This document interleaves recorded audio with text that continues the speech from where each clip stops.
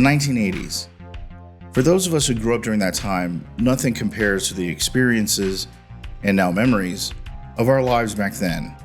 Saturday mornings with a big bowl of sugary cereal and endless cartoons. The thrill of feeding quarter after quarter into your favorite video game machine down at the local arcade. As with every decade, childhood back then seemed larger than life, colorful, fun. At least that's how we like to remember it. But the truth is, the 1980s weren't all just playtime and neon. Like in every generation, there are certain events, both in social culture and in real life, that had huge impacts on kids of that era. As a rule, events that are formative in shaping a person can be pleasure, pain, or some combination of the two. For every toy commercial and blockbuster in the 1980s, there were moments that broke our hearts. Sometimes in living rooms, sometimes in theaters, and sometimes live on television. The sounds of cassette tapes rewinding, sometimes with a pencil, or getting down to your local video store to pick up the latest blockbuster on VHS tape. These were the moments that taught us the hard lessons about loss, grief, and growing up. Moments we didn't expect and we've never forgotten. So, full disclosure, I put this list together based on the events that had an impact on me personally. Your list might be slightly or even greatly different than mine. To avoid the fight of ranking these events in order of importance, I've decided to list them in chronological order to the best of my abilities. Are you ready to join me for a not-so-pleasant trip down memory lane? Well, here we go.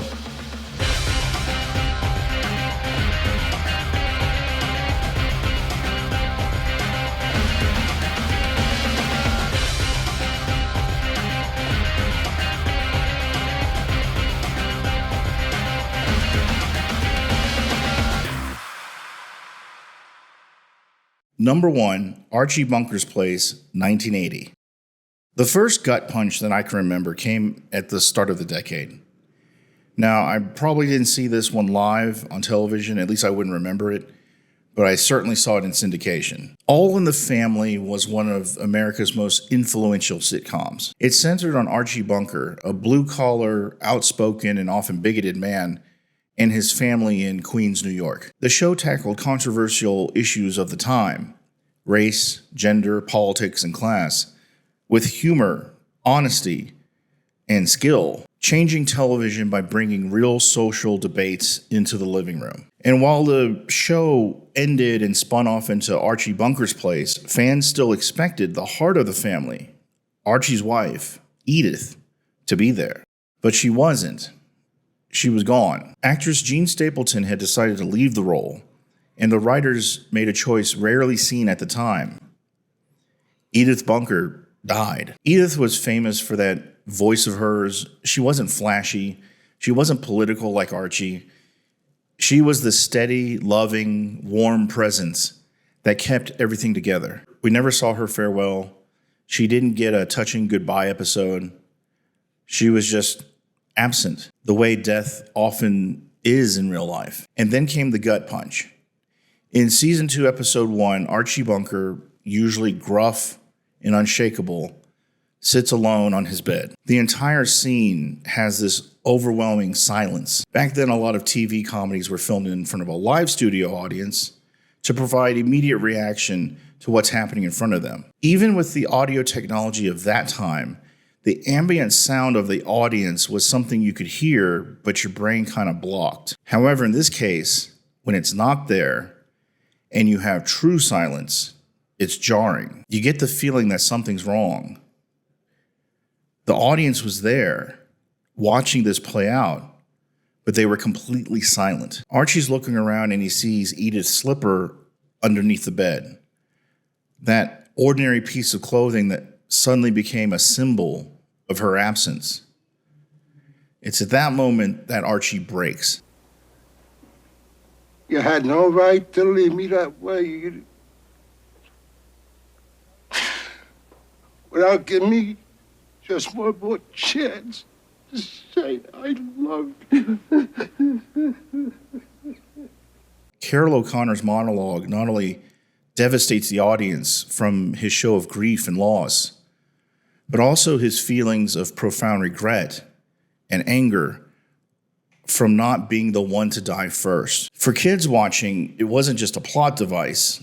It was the first time many of us saw and remember a TV dad cry. And this is why this matters. Kids, especially boys in the 1980s, were often told when they're sad, tough it out. Crying, amongst other forms of expression of emotions, was seen as weakness. But Archie's breakdown shattered that rule. It showed us that even the strongest men could collapse under the overwhelming weight of grief. You are like the buzzing of flies to him.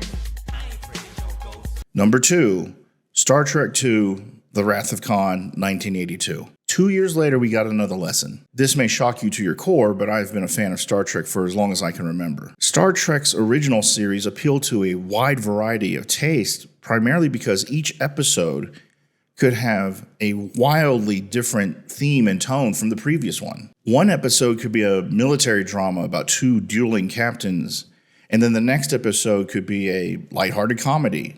And then the next episode could have Captain Kirk reading the Declaration of Independence to some people. We love the main characters of Star Trek because they represent different facets of the human spirit. Kirk's bold leadership, Spock's logic and restraint, and McCoy's compassion and humanity. Let me clarify one thing before we continue.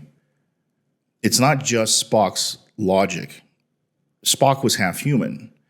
So it was also that constant struggle between overwhelming human emotion and the cold grip of logic. Together, the crew, especially those 3 characters, they fit together to feel both larger than life, but also deeply relatable. Their camaraderie and moral courage made audiences feel like they weren't just exploring space, but exploring what it meant to be human. So in 1969, the original series ended, but the show grew in popularity and reach through syndication. The idea of a Star Trek movie started gaining traction. On December 6, 1979, Star Trek the Motion Picture was released. Now, there are some mixed feelings about the motion picture. I, for one, really enjoyed it, but that argument's for another video. The biggest impact, I think, of the motion picture was introducing us to the older versions of the original crew. For the most part, we like seeing the old crew back in action. So, somewhat based on the success of the motion picture, the decision was made to make a sequel, Star Trek II, The Wrath of Khan. The Wrath of Khan was billed as an exciting sequel, a space adventure, not that nerdy sci-fi V'ger crap from the motion picture. This time, they're going to make an action movie full of strategy, ship combat, ear parasites, dead bodies, the works. But Star Trek II became something much more devastating. During the final battle between the Enterprise and the Reliant, which was commanded by Khan and his henchmen, the Enterprise takes significant damage, knocking out, amongst other things, their warp drive. Admiral Kirk and his crew finally get the upper hand and disable the Reliant. Khan, in his last attempt to get some revenge, initiates the detonation of the Genesis device. The Enterprise, with only impulse power, cannot escape in time. Spock figures out what the problem is and runs down from the bridge to engineering. Bones, who's already in engineering treating the wounded, stops Spock before he can enter the chamber. Are you out of your mind? Spock, having no time to discuss this logically, puts the Vulcan kung fu grip on Bones, making him unconscious. Spock enters the chamber, fixes the mains, restores warp drive to the Enterprise, and saves the day. However, in the process of saving the ship, Spock receives a lethal dose of radiation. Kirk gets to engineering just in time to witness his best friend's last moments. Spock, the voice of logic, the steady anchor, the character kids had grown up with on TV since the 60s. In this film, Spock made the ultimate sacrifice. He entered the radiation chamber to save the ship, knowing full well he would not personally survive. And then came the scene that changed science fiction forever. Kirk is pressed against the glass. He can't touch Spock. He can't save him. Kirk, despite his lifetime of cleverness and skill, is now facing the impossible, the no-win scenario. Spock, battered and dying, delivers these immortal words. I have been, and always shall be, your friend. Now, I'm pretty sure the first time I saw this, it was on VHS, but there are reports that in the theaters, the audiences sobbed. For children, it wasn't just any old character dying. This is one of the first times the hero chose death. There was no last-second rescue, no trick. Spock was gone, as far as we knew at the time. For a generation of kids, this was the first time they learned that true friendship, true heroism, sometimes means giving up everything. Star Trek at that point wasn't just a science fiction series anymore. It was life wrapped up in a science epic. For kids my age, especially boys who idolize Spock, this was disorienting to say the least. He wasn't flashy or emotional. He was logic, control, and strength. Despite the influences from his human side, he was the model of stoicism. He was that representation of that constant struggle in us between the things we should do and the things we want to do. To see Spock die so painfully and then showing his love for Kirk revealed something quite profound, that strength and vulnerability can exist side by side. Number 3, The Transformers, Fire in the Sky, 1984. In the 1980s, most kids were raised on after school and Saturday morning cartoons. The bright colors, the toy tie-ins, the battles of good versus evil, and yet even here, the decade dealt out heartbreak. The Transformers began in 1984-ish as a collaboration between Hasbro and the Japanese company Takara, which was created to market a line of transforming robot toys to us. To give the toys personalities and stories, Hasbro partnered with Marvel Comics and Sunbow Productions to produce an animated TV series and a comic book line. The show's mix of memorable characters, dramatic battles, and surprisingly emotional storytelling captured kids' imaginations, turning the Transformers into one of the most beloved and enduring franchises of the 1980s. To be fair, in retrospect, if you watch the first 2 seasons, you can probably get what you need out of it. But in the episode Fire in the Sky, we meet Skyfire. A long time ago, Skyfire and Starscream were not soldiers. They were scientists, exploring and researching the cosmos together. This is long before Starscream became the high-pitched, bumbling villain that we know him today. The pair get caught in a polar storm, which Starscream escapes, but Skyfire does not. In a rare scene of virtue, for him at least, Starscream searches the ice, looking for his missing friend. I circled half the globe searching for him, but he was gone. But eventually the search is called off, leaving Skyfire buried under the ice for millions of years. Fast forward to modern times, Starscream is now a member of the Decepticons, a villainous group of Transformers bent on conquering and ruling over anyone in their path. By some miracle, they discover an energy signature on Earth and go there to investigate. And after all this time, they have found him in the ice, Skyfire. The Decepticons revive Skyfire, which immediately puts him in a bit of a culture shock. Skyfire was a scientist, not a warrior.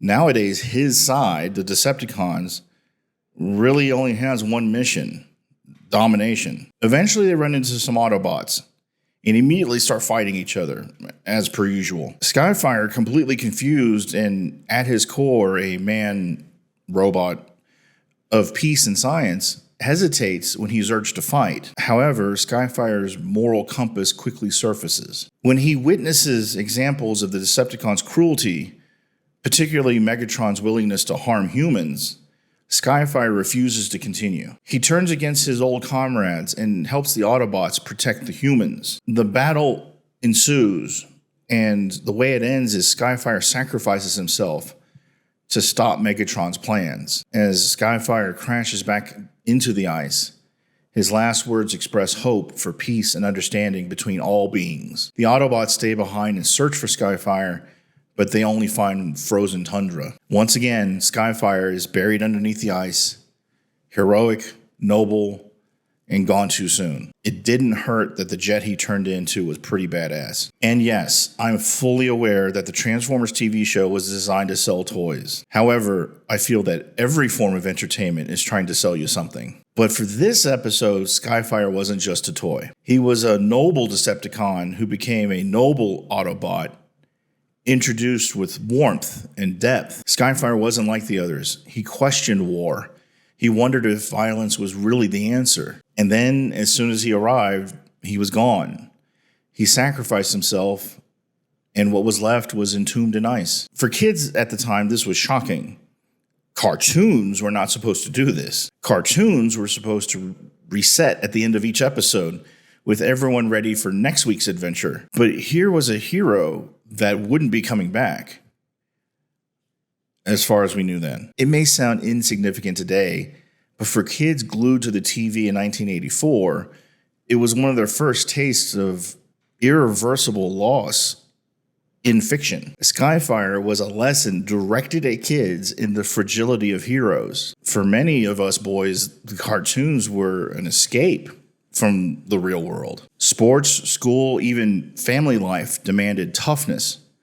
But Saturday morning was a space of joy. Losing Skyfire the way we did blurred that line between safety and sadness. Psychologists today talk about safe failures, controlled experiences of loss that help kids develop resilience. This example of Skyfire might have been a safe failure, but at the time it didn't feel very safe. Skyfire's sacrifice felt like a betrayal and heartbreak rolled into one.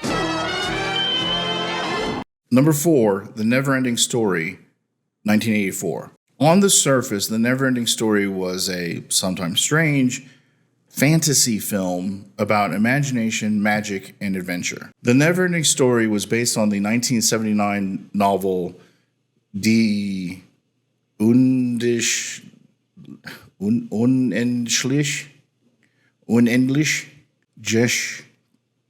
Geschichte,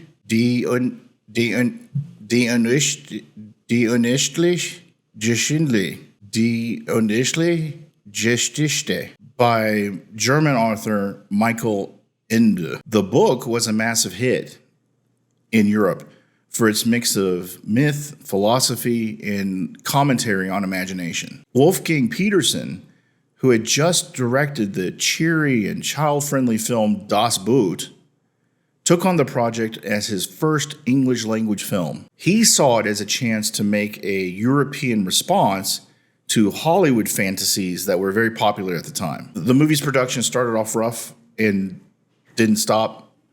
Peterson only wanted to adapt the first half of Ende's novel, which caused major creative conflict. Ende was furious when he discovered how much was changed. He even called the film a gigantic melodrama of kitsch and even tried to have his name removed from the credits. But despite all this and some other dramas that happened, the film was eventually released. The movie did all right. It wasn't a blockbuster. It was a bit weird.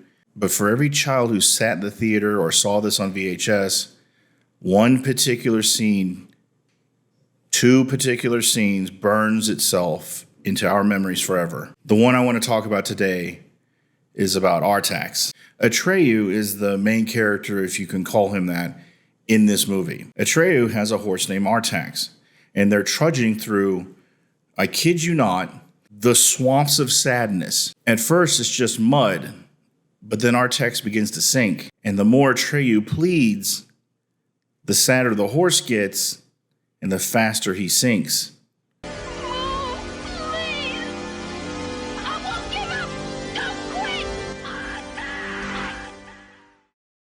The futility, the hopelessness, the way the scene is drawn out, the knowledge that the horse was dying because he was sad. This was like emotional torture. And then there was silence. Artax was gone. Most kids, and I speak from personal experience, couldn't process what they just saw. Horses don't die in movies.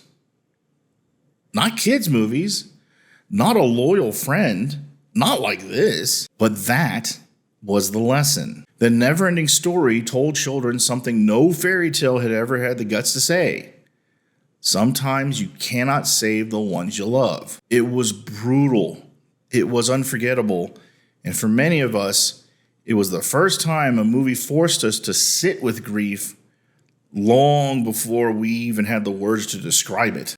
Remember, everybody, The Neverending Story was marketed as a kid's movie. This scene is still discussed and referenced and memed because it represents ambiguous loss, the kinds kids struggle the most to process. Artax didn't die in battle or through a villain's hand. He simply gave in to despair. For boys raised on stories where bravery always wins, this was crushing. Looking back, it also mirrored a broader mood in that era. The sense that even if you were good and fought hard, the world could still pull you under. And number 5, the Challenger disaster, 1986. Until now, these memories of grief were all within the world of fiction. Fiction provides a sort of firewall between make-believe grief and real-world grief. And then came the moment that tore away that safety net. It was supposed to be a triumph. The first teacher in space, a mission of hope. Schools tuned in all over the world. My own school used to stop whatever it is we were doing to wheel in that big cart with a giant tube TV on it and tuned in to the shuttle launch. Children were glued to their TVs, excited and inspired. At this point, space shuttle launches were so regular and so uneventful that it was considered safe for kids to watch. Space shuttle launches almost became routine, which may have led to some problems. 73 seconds after liftoff, the shuttle exploded. You see, it was an unusually cold day in Florida.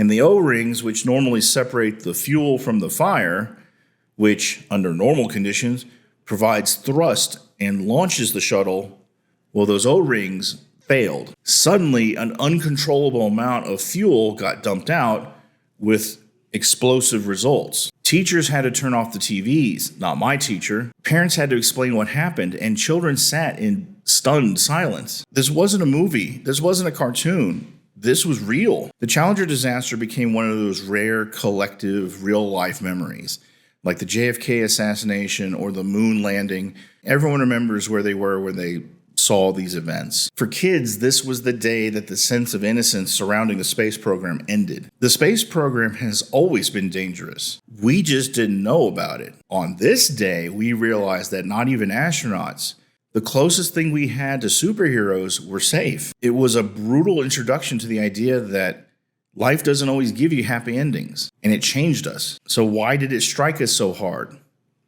Because these astronauts were heroes, strong, fearless, and we thought untouchable. In America especially, children, especially boys, were encouraged to admire them and to dream of being them. Many of you know that the 3 jobs that are the measure of success to your own mother is doctor, lawyer, astronaut. Watching these people die in real time was devastating. Psychologists call this a shattered assumptive world, a sudden collapse of the belief that the world is safe and predictable. For 80s kids, Challenger wasn't just a tragedy. It was the day that they realized that sometimes heroes don't come home. I don't want to sound cliche, but looking back, the 1980s was a decade of contradictions. Bright colors, catchy music, toy commercials, but also heartbreaks that we never really expected. Each of these moments, whether real or fictional, forced us to face something children usually aren't prepared for: loss. They made us grow up faster than we wanted. They taught us about grief before we even knew how to describe it. Socially, the 1980s didn't give kids any kind of safe spaces to talk about their grief. Parents were busy. I was a latchkey kid. Many of you were. Divorce rates were rising, and boys especially were expected to man up. That's why these moments on TV, in movies, in video games hit so hard. To us, it wasn't just entertainment.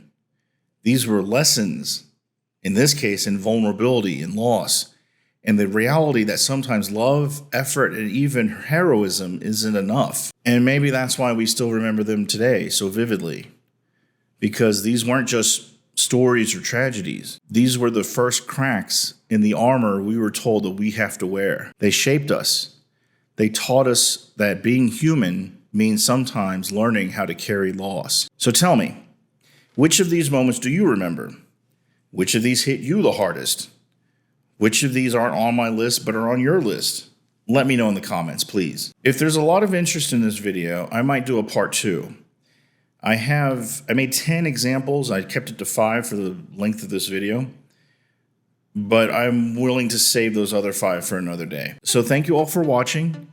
And this goes double for those of you who are actually subscribed to this channel. You guys are the real heroes. If you want to be your hero, I would greatly appreciate it if you would leave a comment under this video, as well as clicking the thumbs up button. That really helps me out. I am immensely thankful and fortunate that you have taken time out of your day to watch this silly video. Well, maybe silly is not the right word. So thank you very much, and until next time.